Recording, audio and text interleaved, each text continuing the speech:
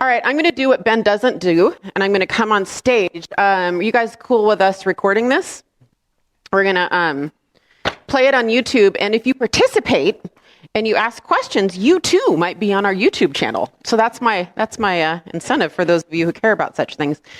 Earlier this year, Ben and Debbie De Grote went into partnership and formed Forward Coaching. And it's an interesting story that I shared. Debbie and I did a webinar for our brokerages, and I'll share that story because we're going to bring Debbie on for the last half of this. Debbie was my first coach at MAPS Coaching, but that was not the first time I had heard about Debbie. I got into real estate in 2002. And by the way, anyone who says they've gotten into real estate in 2002 is just admitting they're over 40. Just like, let's just, not that, I know it's a shocker, I know.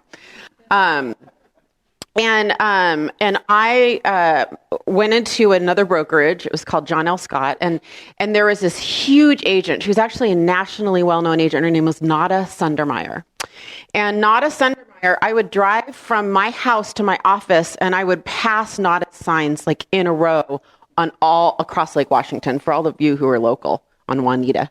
You go by Juanita Drive, and you just see Nada's big bouffant hair. Remember when we all had our big pictures of her big bouffant hairdo all the way down, and I wanted to be Nada sans the big bouffant hairdo.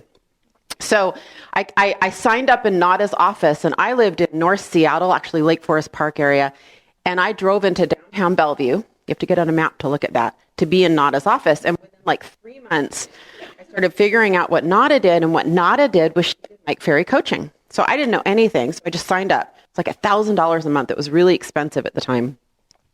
I went to an event and signed up for Mike Ferry Coaching. And that's when I first heard about Debbie De Grote, because she headed up Mike Ferry Coaching. She was a very well-known name at the time. So I was kind of in awe of her then. Had a good career as an individual agent in John L. Scott, came to Keller Williams, built a team, started doing this. And then Debbie was assigned to me as my first MAPS coach and was phenomenal. Taught me the best script in real estate, which is, what are your real estate related plans for the year? It's just the simplest, best script I've ever used in real estate, period. End of story. No other script for our sphere, because I just don't like being a used car salesman. It's really easy for me to say, Joel, what are your real estate related plans for the year? What about your friends and family? So the only reason Debbie ceased to be my coach is because she left MAPS. She was there for a brief two-year non-compete stint. And then lo and behold, Ben got into coaching, into partnership with Debbie, and they started Forward Coaching. So we're going to spend the majority of today with Debbie. We're going to start off, when I heard Ben shout out Dru Lee and Rico yesterday, I was like, ooh, I'm going to tap them on the shoulder and bring them up for a few minutes. So I'm going to start off with Dru Lee, and then I'm going to bring Rico up, and we're just going to talk with these guys and then end with Debbie. How does that sound? Pretty amazing, right? The cool thing about being in Ben's world is you just never know who the guests are going to be at these events, right? Dru, are you here somewhere? Oh, I'm just like staring at you, but not staring at you. Dru Lee, everybody.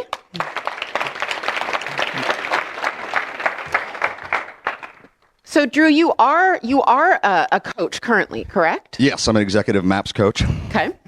And tell us a little bit about yourself. I know about you, but I want you to... Let's see. I can summarize my 20s in a couple quick things. I'm a high school dropout, college graduate, ex-Navy, and that sums up my 20s. Pretty much from my teens to my 20s, that was about it.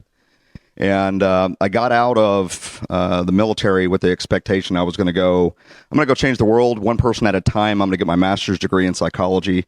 I had a BA, and I was like, all right, that's going to be what I do. And then I went and saw this guy named Gary Keller. Some of you probably heard of him. And he was doing this thing called Quantum Leap, whatever the heck that's about. And so I sat in a standing room only room in Las Vegas, and I watched the impact that man had in an hour and a half on people.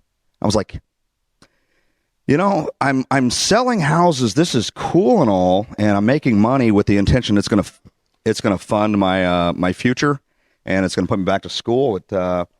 This guy's having a pretty amazing impact on a lot of people, talking about things that were kind of foreign to me at the time.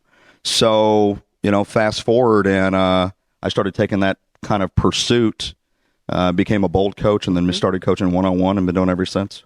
And just to share with you guys, Dru Lee is really, I love your humility, Dru. Dru's one of the most sought after and well-known MAPS coaches in our system, right? And Dru, what I'd love to explore and kind of how I think of you, because you've coached some of my friends, is I think of one of your niches as, bringing someone who's a real estate salesperson into being a business owner. And you teach a lot about wealth building and how to go from E to P on just being a good salesperson to becoming Laura Gillette, right? Or Ben Kinney or one of these, Eric Harpole, right? One of these great business owners that are in the room. Can you share with everybody here, who here is an individual real estate agent thinking that maybe you want to take that leap into being a business owner? It's great.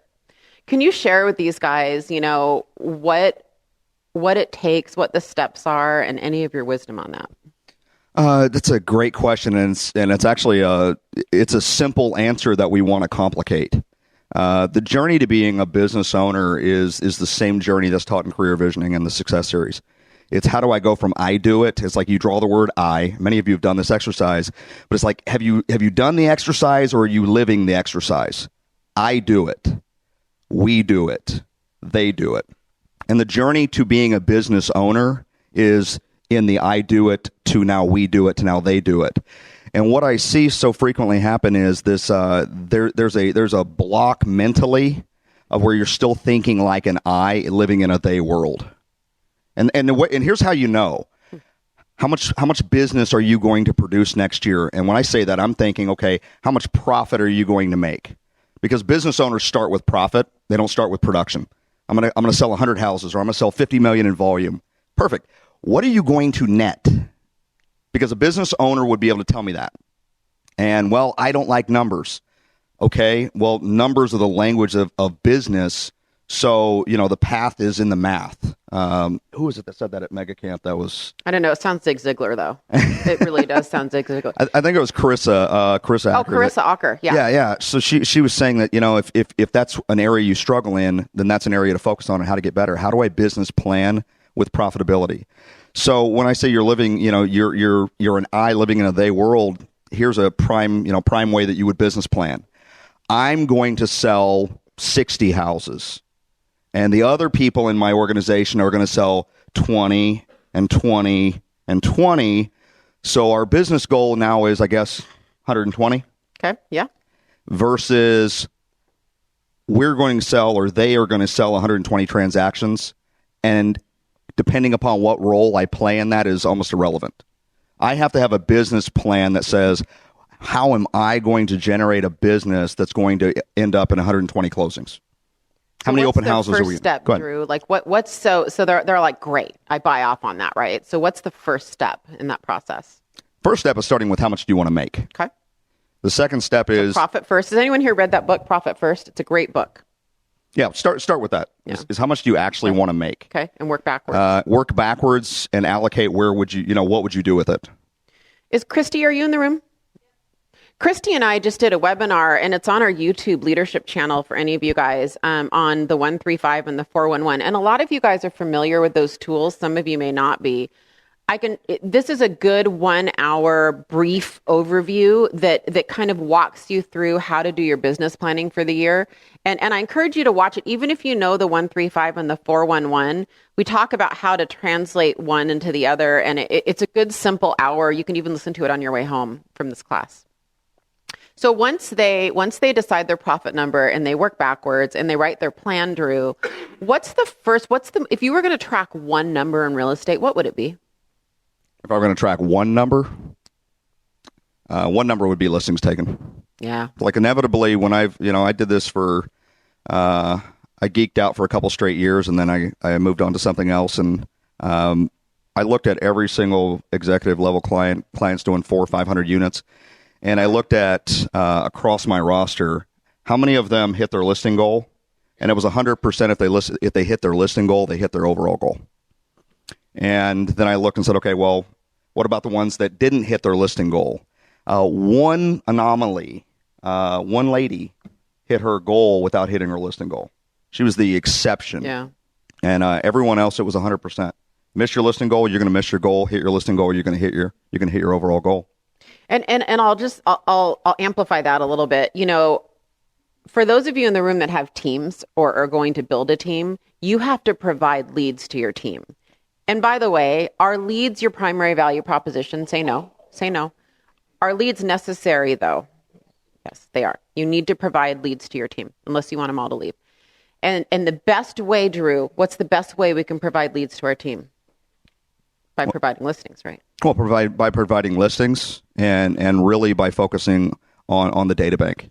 Yeah. If you want a predictable, it's like what are models and systems? Yeah. A model is something that shows you a pathway to get where you want. So the most predictable, reliable, measurable model for a real estate business is frankly in your database and in farming. Gary said that just a few weeks ago at his latest Mastermind. He said, you've got to look at your business of, the cost of client acquisition as it relates to people I don't know versus how much cheaper is it to go after the people I already do. But the downside is we're hiring people without giving them a pathway to achieve their own goals. So as a business owner, it's like, let me give you an example. How many open houses do you have to do to have a closing? Make up a number. Let's just say it's 3. And your business goal next year is we're going to close 30 transactions from open houses. Okay, so that'd be 90 open houses, right? Mm-hmm. I'm doing the math in my head, so it makes sense up here. So 90 open houses.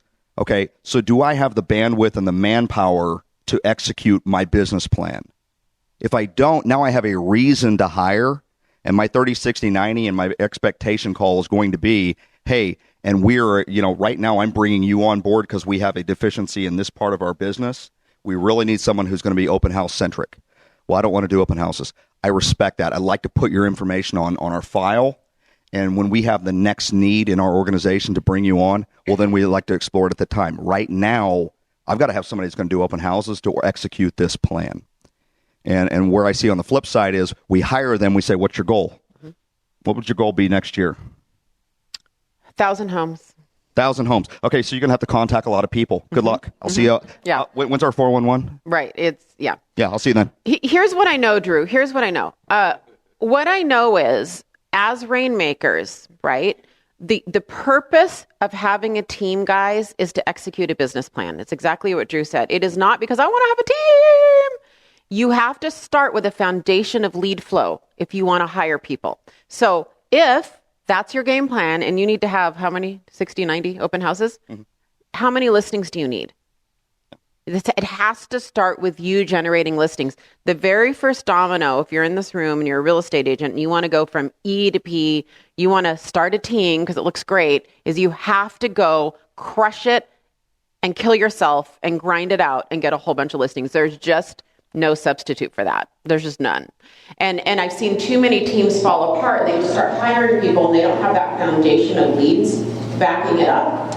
And the foundation is listings. Like Laura, when you started your team, was because you had an overabundance. You were just going out and getting so many listings, right? You needed help. Then you needed help servicing the buyers and servicing the buyer leads from those listings, right? And then it started growing from there, right? But it started with, you got so busy, same with Ben. What's kind of like, are you hiring in order to grow, or is your growth actually forcing you to hire? That's right. If your growth is forcing you to hire, you're going in the right direction. If you're saying, well, we just need to go hire more and more and more agents, and there's nothing pressing you to do that, well, then you're basically hiring them to grow. And the dichotomy in that is really interesting, is you're at their mercy at that point. When you're hiring people to grow, you're dumbing down your standards and expectation unconsciously. And here's why. I can't hire you to grow because now I need you. So, and here are the standards. You're not hitting them. And I can't let you go because I hired you to grow. And if you've ever had a person that you just hung on to and you feel that tug of war, just ask yourself, am I building a team or am I building a business that needs a team? Tony Zell taught me that. He was one of my first coaches. He said, you don't set out to build a team. What you do is you set out to build a business that should need a team in order to support itself. That's right. The purpose of a team is to execute a business plan. Dru Lee, thank you so much. We're kind of, talking about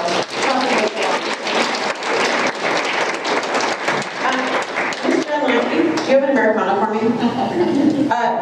Joel, come on up. my friend. We have a master in the house. We have a master in the house. Joel, tell everybody. And by the way, everybody, this is Jen Lampy, who loves me enough to and Sarah walked in the middle of walking through, and I was like salivating for that. I like your position that you can say, can you just bring me an Americano? And then it shows up. Is that like something? Do you like train on that? Is that like a thing? No, but I could. Sit down. Will you tell everybody, you have such an amazing niche, and I love how narrowly focused it is.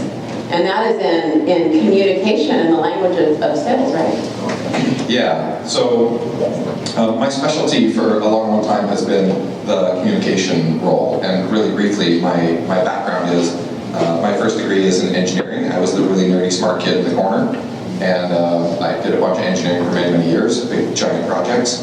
And one of the things that I learned, I was not the world's greatest, but a solid engineer. And what I learned so much about being an engineer is engineers don't argue. They don't argue. They don't fight. It doesn't work that way. Engineers communicate like blueprints. I mean, it's clean. It's precise. And if something shows up that the other engineer says, what the heck is this? They don't say, what the hell are you doing? They don't do that. They say, oh, how did you get this? And the other one says, well, I did it like this. And the way in which engineers communicate is almost argument-free. And so what I got from being an engineer is the efficiency and effectiveness of the way communication can occur. And after a bunch of years being in engineering, I decided I didn't really like being an employee. And so I took one of these get-rich-quick in real estate things that show up at 2 o'clock in the morning on late-night TV, and I started buying these like crack houses in my neighborhood and fixing up these houses. And before you know it, I got into real estate. I feel like congratulations on the crack houses. Yeah.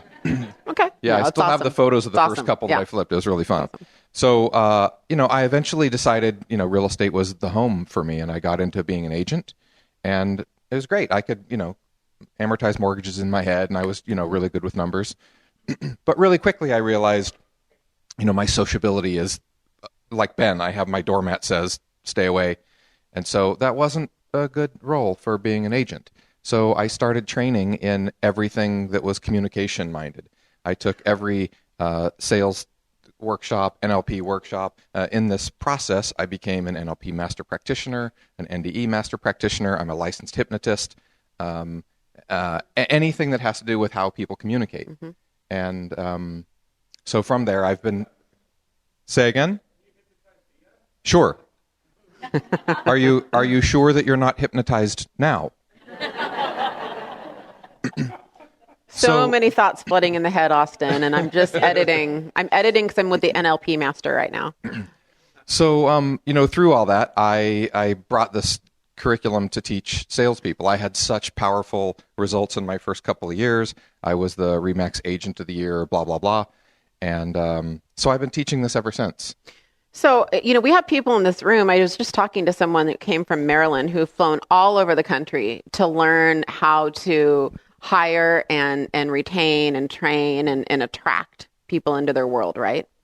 So what I was especially interested, I have one question for you, this whole interview. Perfect. And the one question is, how can we all better use communication and language to attract amazing people into our world and keep them here? A great question. I think first of all is really to understand the power of the communication model and what it is. So a couple of things to consider is, number one, you are a communication expert. Your job is to be a professional communicator, period. Are you communicating with people about this opportunity? Are you communicating with sellers about what it takes to get their home sold, with buyers on what the structure is? I mean, whatever it is, you are a professional communicator, and your ability to, take your whatever's in your head and whatever this program is and to get it on paper such that people understand it is our job. So remember that language is an instrument of thought. So whatever it is that you think, if you can articulate it in a way that lands with other people such that they get it, that you're doing that powerfully. Another thing, too, is our language is only measured by the response that we get. So I might think that I'm communicating my message really well. I'm sure this has happened to all of us. You're at a listing appointment. You think you're doing an awesome job. Things are going really well. And you think for sure this is in the bag. And then a few minutes later, they go, hey, we're going to think about it. We have some more interviews to do. And you're like, wait a minute. I thought I did great. So really the only way that we can measure our own communication is by the responses that we get. If you're getting a bunch of objections, somewhere my communication didn't land. So, and we all know, have you ever taught anybody and you look out in the audience and everybody's on their phone? Yeah. And you're like, I thought that was good. Yeah, I thought I was doing Apparently great. they didn't. Yeah. So really the thing is, is my message, is my communication delivering the intention of my message? That's really the focus. And so how are your messages landing? Is speaking to you empowering, right? I had a real brief chat with Ben in the lobby last night. And every time I talk to Ben, I think, God, that dude is so smart. I'm scribbling notes and I didn't think about that. I asked him a question at dinner last night and his answers are just so clean and so on it. And I'm like, damn, I didn't think of that either.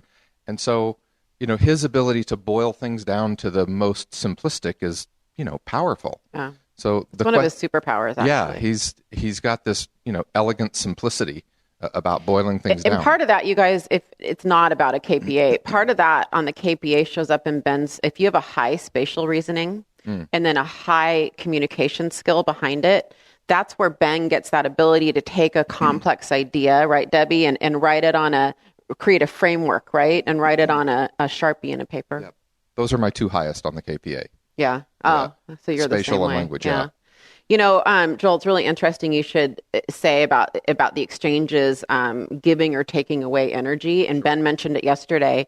I rate my interactions. I'm not smart. I'm human, but I would say 50% of my day, which is a high level for me. I've worked on it for a couple of years. I'll rate my interactions sometimes a little later, and I'll think my important interactions. Did I give energy? Did they leave this interaction feeling more energy than they started or less?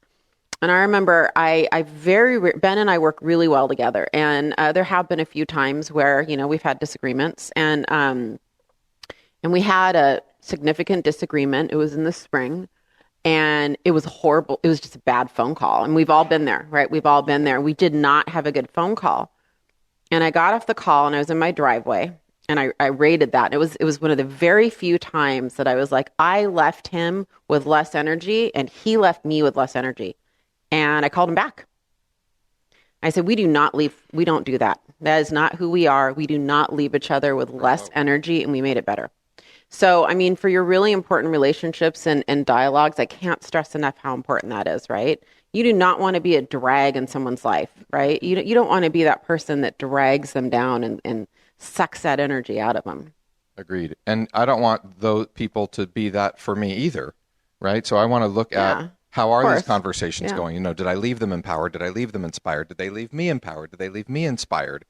And then the next level down is, how about all those conversations I'm having or you're having with yourself? How are those leaving you inspired or uninspired? Right? So, and that's what we can control, right? Absolutely. It starts with us. Yeah. And stealing from Susan Scott, like every relationship that you have is nothing but the conversations that you're having with those people, right? I like the example, if you're boyfriend, girlfriend, husband, wife, if you guys argue and yell and scream and throw pots and pans at each other, guess what?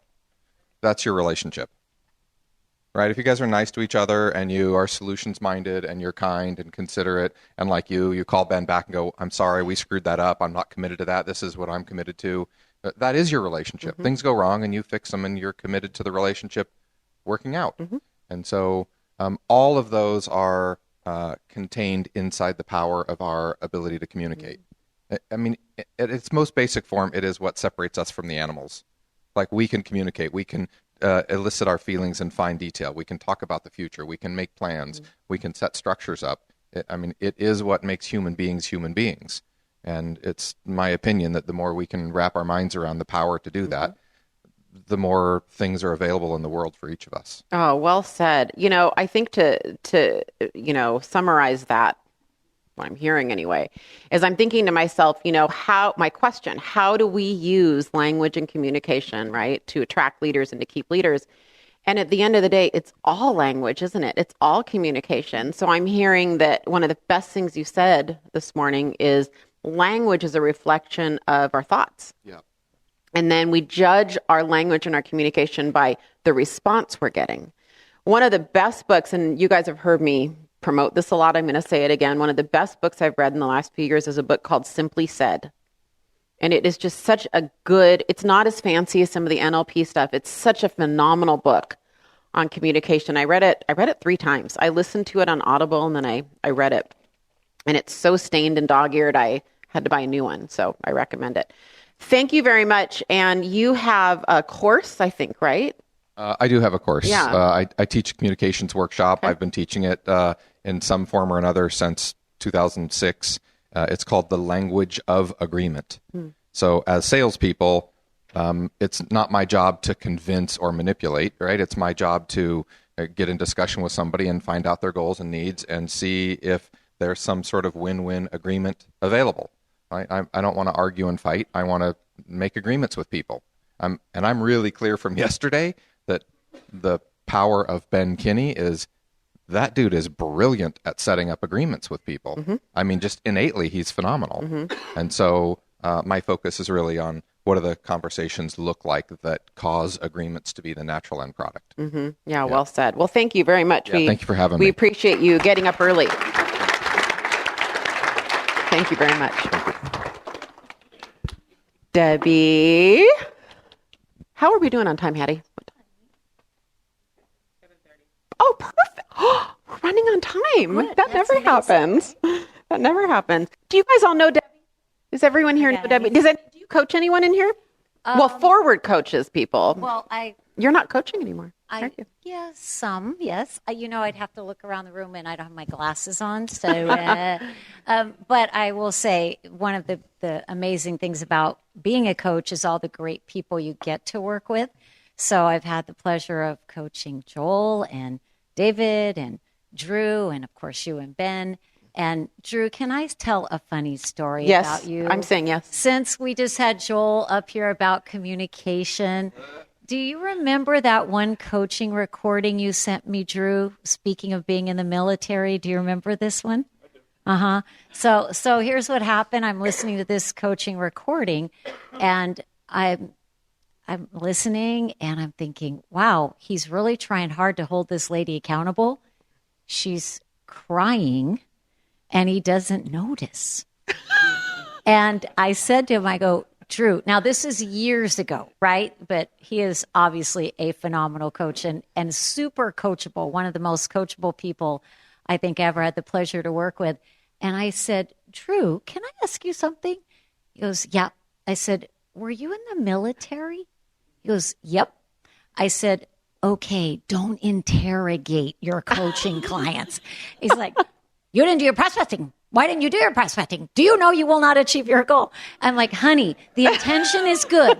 The words are bad. Well, the worst is I knew she was crying. I just ignored it. Yeah, he knew she was crying. He just ignored it. He didn't give a shit. Yeah. No, but I mean, phenomenal. And what I love about, I think, coaching is the process of watching people, turn into these butterflies, but also as a coach, just all the amazing things that you get to learn from the people that you work with. And that's what I'd love to dive into this morning, Debbie. I'd love to dive into, for all of us here, and you guys, we're going to have time for Q&A afterwards. So, save up those questions. I'd love to dive into how we can use coaching to be better leaders. Because we are all coaches. And in fact, we're all coaches of our own people. It's probably the most important thing we can do, right? My team leaders in the room, I mean, we have a very, very tight relationship and I'm their coach, and I'm constantly striving to be better at it. So I'd love to dive into, I think my first question, Debbie, is you've coached just tens of thousands of people, right? 80,000, we stopped counting. Okay. 80,000 calls. People. Yeah. I would love to know over a period of 20 years? Okay. Mm-hmm. There's got to be, what are the top 2 or 3 things, right, that 20 years that are just consistent, that come up as the biggest challenges people face. And I'd love to dive into those because probably they're going to be the top challenges of us and our people, right? Okay. Do you mean in terms of being a leader of people, or the agent's experience as their top challenges? Let's start with leadership. However, I'd like to dive into agents too. Okay. I feel to be a good leader, some people are born with a natural charisma. Ben certainly has that, but I know he and I both talk about how we work on our leadership skills. You know, Joel, Susan Scott, remember, she says, be aware of your emotional wake, right? And when you are a leader, sometimes you forget in your busy day how fragile those who work with you might be in their moment, their day, their life, and how you can blurt something out and you're like, whatever, I'm busy. And it leaves them broken, you know, for a day, a week, or even the relationship. So I think the thing I see most in coaching leaders of teams or brokers or office managers is they're not mindful of what they're saying, you know, and they're not careful about their choice of words, and they're not thinking about where that person is in the moment. And also, they just haven't really necessarily been trained to lead, and they don't sometimes care. Fortunately, the ones that come to coaching do care. But I think a lot of people out there in the real estate world that have teams, you've seen it, they build a team, everybody leaves and I've hates experienced them. it. Yeah. And you know what I think it is that a lot of people don't talk about, for all of you new leaders in the room? Sometimes what I think it is I think that it's a false modesty. It's like a false humility. I had it. But not even false. It was, there's a self-esteem probably issue there. When you're moving into leadership, it's this feeling of, I'm not all that important. What I say doesn't matter that much. And it's this kind of, it's not owning that you are really important to someone's life if you're their leader. So it took me a while, maybe it's a female thing, I don't know. It took me a while to acknowledge that power that I had. Right? That my opinion really did matter to my people, because I'd be like, I don't matter. I'm not important. It really did take me a while. I'm like, they wouldn't, they don't really care what I'm thinking. So on the thing about being female, I'm like this, like hardcore, but still, as I think women do have a tendency not to sometimes own their power. I've had challenge with that over the years in training female coaches. And saying, why are you holding back? Why are you being so sweet? I know you. You're not that sweet, and you're really powerful and authoritative. So speak up and own that power. And it's a little bit, sure, we all want people to like us, but as a leader, they're not always going to like you. And you have to say the things that have to be said and do the things that have to be done. And they may not be your friends. And I think also, too, everyone has a different style and culture. So you might have a style where you guys have potlucks on Friday night and you go, hang out on the beach on the weekend, and that's how your team operates. And for me, that is not how my team operates. We are hardcore. We work, we go home, we have our lives, our family, we come back, we work. But we're very supportive of each other. Doesn't make my culture wrong or your culture wrong. You all need to find and define what is your culture. I actually have to put someone in charge of fun on my team. Oh yeah, my culture is your culture. We don't do all the other stuff either. Yeah, which is it's good to have people that are on your team, right, that do that. So besides understanding your emotional wake, which by the way is brilliant for all of you, that is a really, really good concept to think about, and it'll sit with you a little bit, and then you ask yourself, revisit that in a week or two after thinking about it. That's a really good concept. What else comes up the most for leaders in your 20 years of coaching as challenges? It's hard to lead people when there's not a path. And one of the things many of us in the room are fanatics about is the models, the systems, and we hear that and we think blah, blah, blah, right? And yet, if your people aren't clear on what you expect and what their role is and their growth path, and they don't know where to go. I read something once that if you take a playground at a school and you take the kids will be playing on the fence, hanging on the fence. But if you take the fence down, they're huddled in the middle because they don't know what to do, and it's scary. And I think we have people coming into real estate, and they're looking at you saying, "Tell me what to do." I don't know what to do to succeed. And you're like, "Yeah, you're on the team. Great. Okay, I got to go." And they're sitting there saying, I don't know what to do. Well, you're an independent contractor. Figure it out. They can't. So I think we have to provide a path. And, David and I and that employee that we're now sharing and we were talking about yesterday, we were just really busy when we brought her on, and we did not feel that we provided a clear path. And she's a great person, but it was a disaster, really. David couldn't stand her, and now he really likes her, right? And that was on us. So I think it's providing the blueprint that they can follow to be successful. Oh, I love that. Some of the language I use around that is I'm very clear about what they're accountable to. And in fact, that's how I describe myself. I sometimes forget my title. I'll look at Christy sometimes and go, "What's my title again?" Because what I know is what I'm accountable to. And what I know is what success means in my role. So I think it's really important, and I think you're right, that we sometimes as leaders lack the clarity ourselves, let alone in communicating it to our people, of what does it look like to win in this situation or in this role. And by the way, it can be situational. This is what the outcome, should be in this dialogue or this communication. Like when you and David are talking to this employee, having a clear set of, that's where Ben's really good. When you were giving the example yesterday, he's like, the preferred outcome is that, either way, we're paying them for 90 days. Right. And the preferred outcome is that we coach them into the role, or we're going to coach them out of the role. But the outcome is we're going to decide today if they're going to be coached in or out, right? So I think that's really good. I also just want to, remind everybody about the 3 fiduciaries of a leader. But I think on a higher level, I think one of the best things that Ben's taught me is how to apply frameworks and models to everything. So I remember the first time when I've been in this role about a year and a half, I went from a team of like 5 to, we now have almost 1,700 agents overnight. And after about 90 days, I was like, this person is not going to be a team leader, Ben, and it's time that we have this conversation. And he said, all right, you need to analyze, did you do the 3 fiduciaries of a leader? And I thought, okay, did I communicate the standard and the expectations really clearly and frequently? Did I inspect what I expect and hold them accountable? And did I provide them the tools and training and coaching? And I said, no, I don't think so. I really don't think I did. So for 30 days, Jen will remember this, for 30 days, I coached him every single day.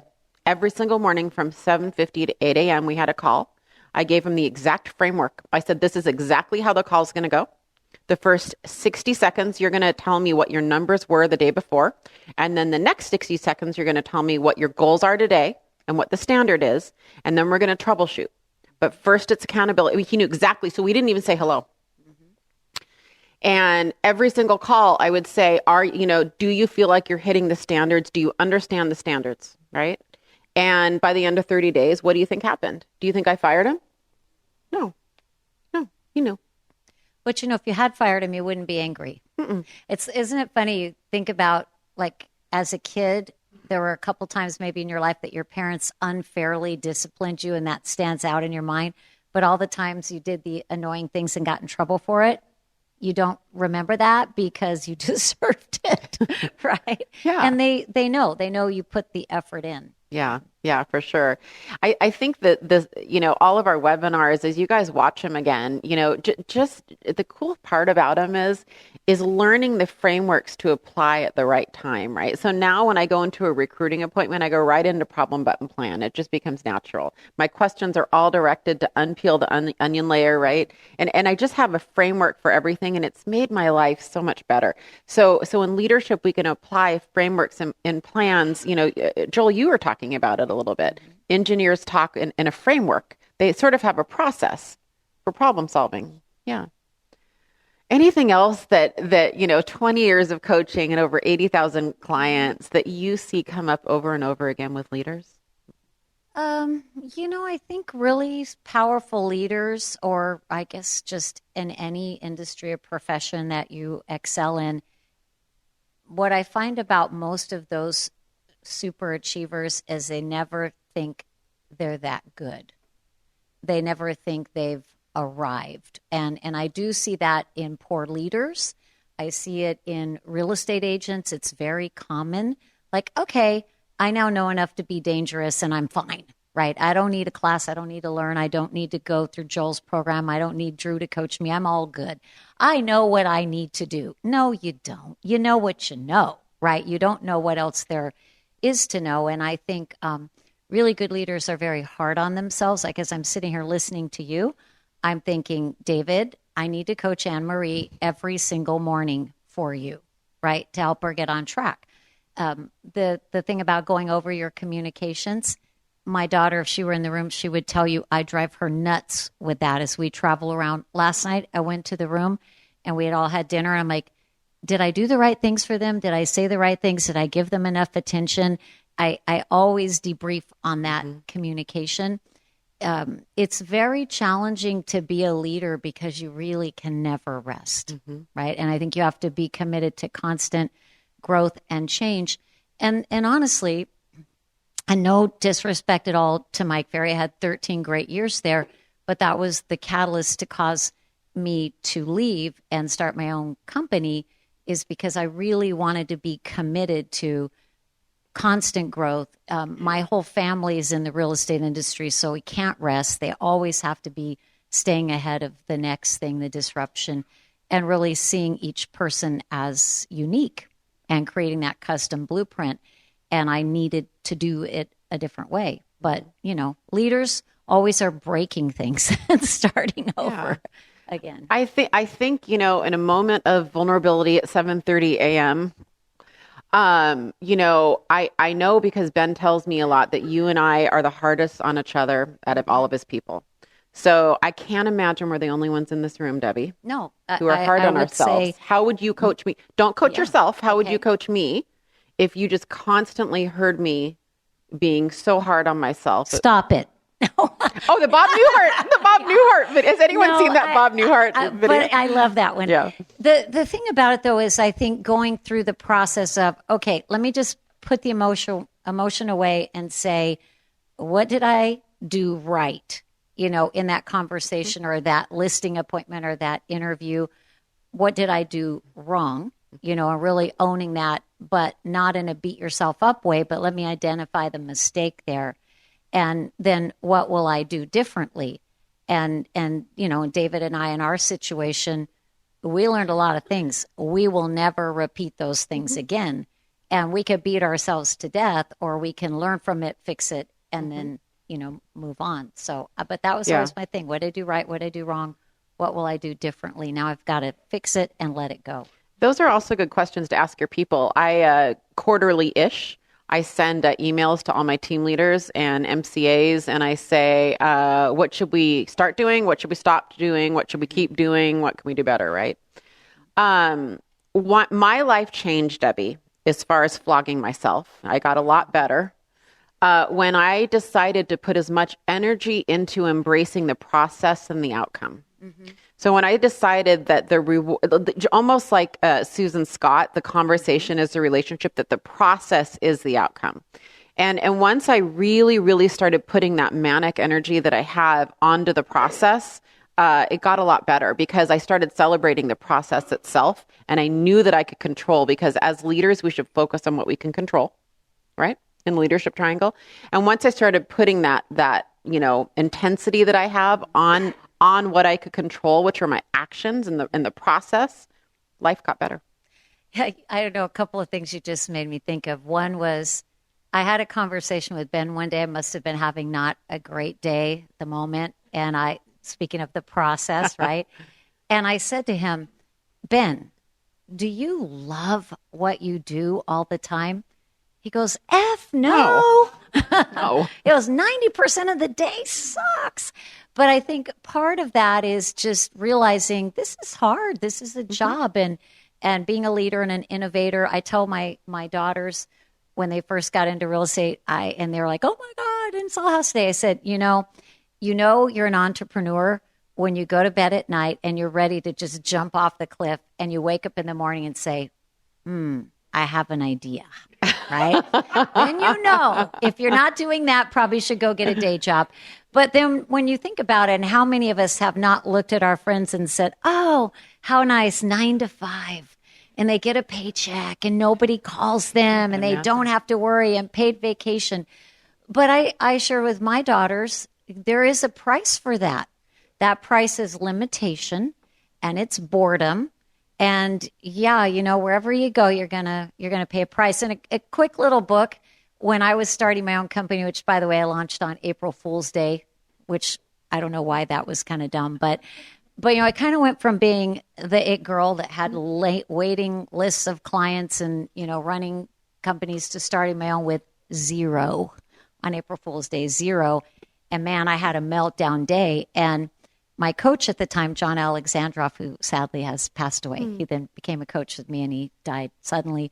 He told me to find the book, Grow Rich with Peace of Mind by Napoleon Hill. And Not Think and Grow Rich. That was the first book my first broker gave me and made me read. But I didn't even know this book existed. It was actually a little bit hard to find. Napoleon Hill wrote it in his 80s. And it was a reflection back on his lessons learned in his career. And he was like a rock star of almost like Gatsby proportion, where he made a fortune and then lose it, and then make a fortune and lose it.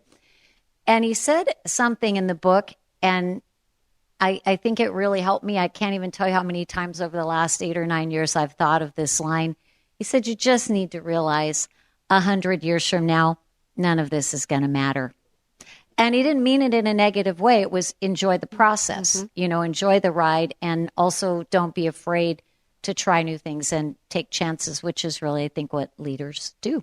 Yeah, and to be clear, I don't know that it's about always enjoying the process. I think Ben's. It's called. I remember Jay Papasan said this to me once. He goes, "Yeah, it's called work for a reason." That's right. And we're not going to love 100% of it.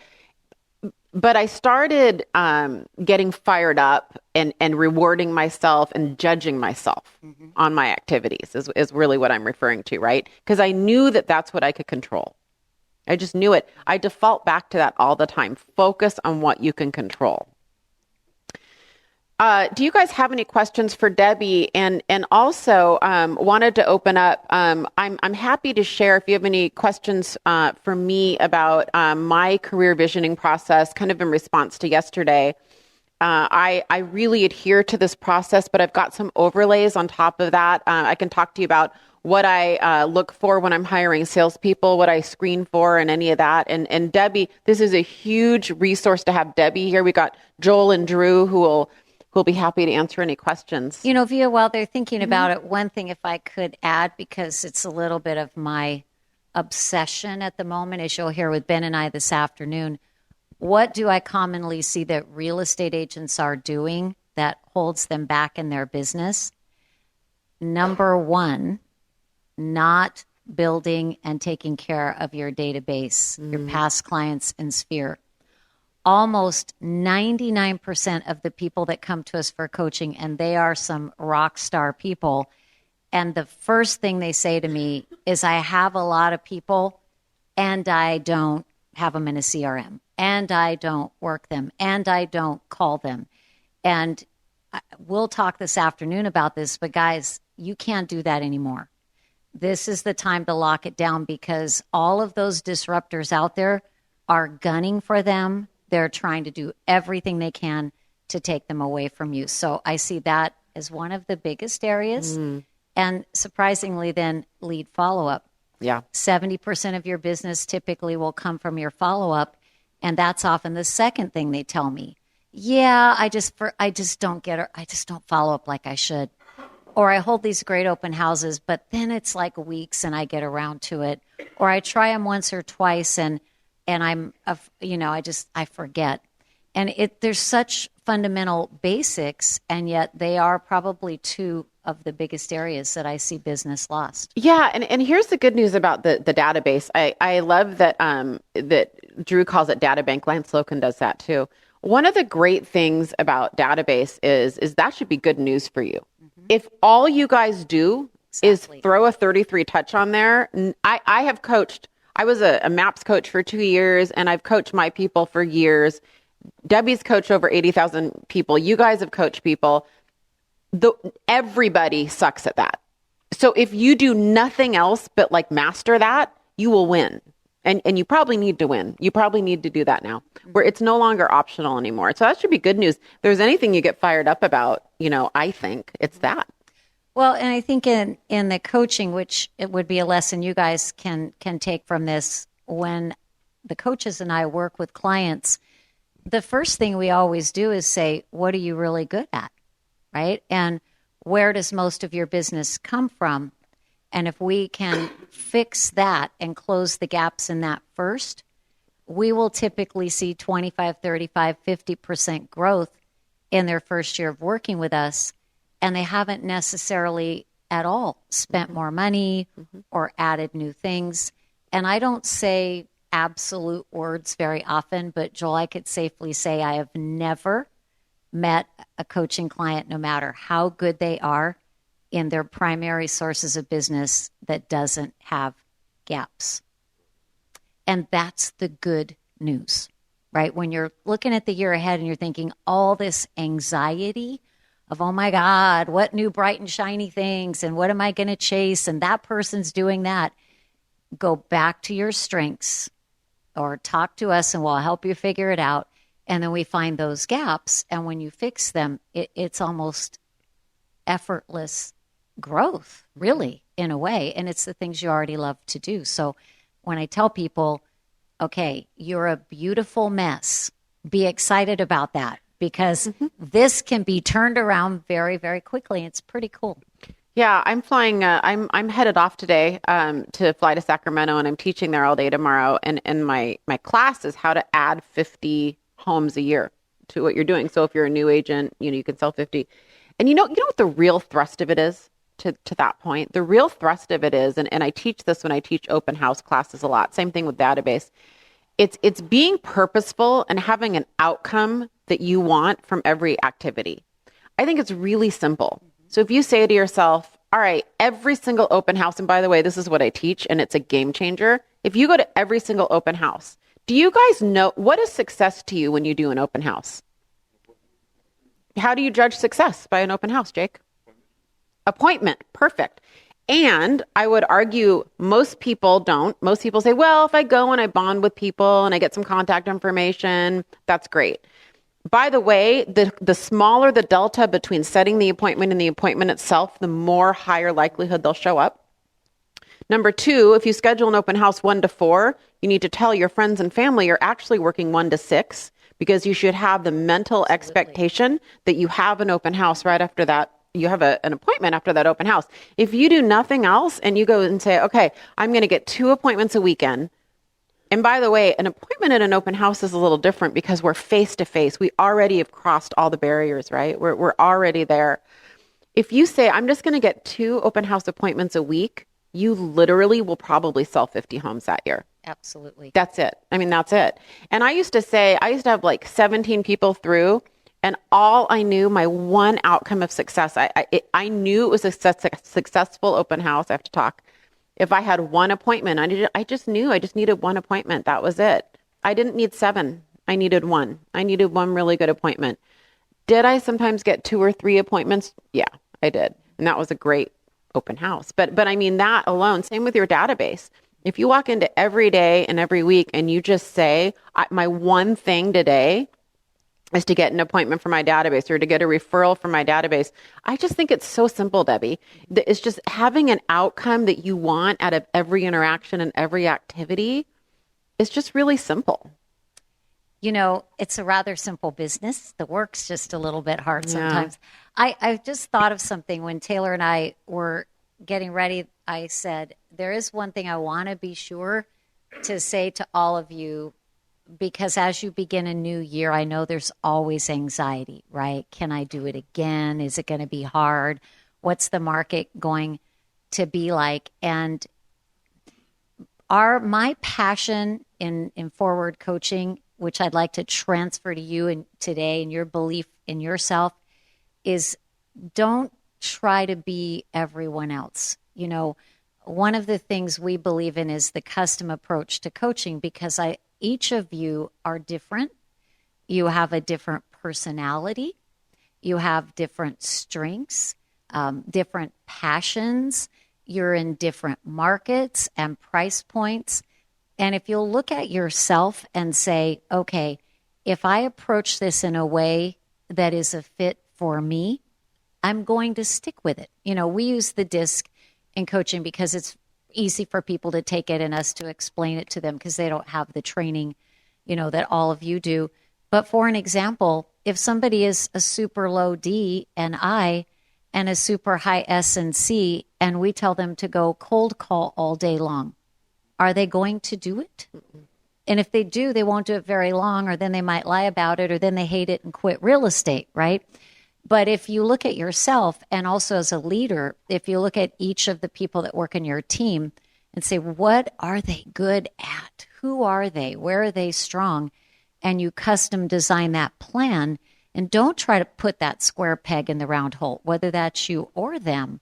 Just one of my first broker was great inspiration to me, said, a runner doesn't run a race looking over their shoulder. So really, you know, run your own race. I'm getting waved off. That means we need to we need to wrap this up. But Debbie and I are around today. Debbie and Ben are teaching a class this afternoon that I recommend enough. It's going to be great. They teach really well together too. They're great co-teachers together. We're around. I know Dru and Joel are here. So if you guys have any follow-up questions, just come track us down. And thank you for coming so guys, early. And thank you for being in our early. webinars.